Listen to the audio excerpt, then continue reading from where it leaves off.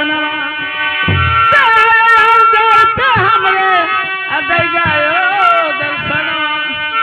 अरे कभी छुआ ना जाने कभी कभी हरा मिलना आपको तब देखो भर नयनवा तभी भे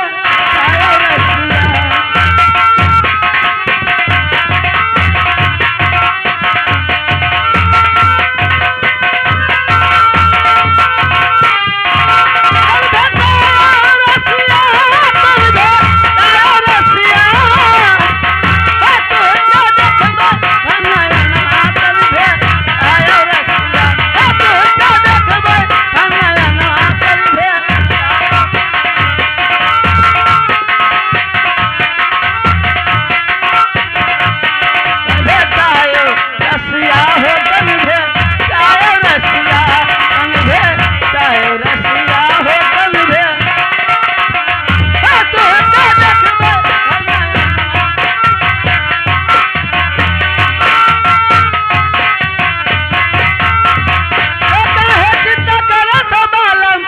ससुरस लौट के अइबे तो काहे चिंता करत साजन और ससुरस लौट के अइबे और जैसे तो के मिलत रहे और दिन दोपहर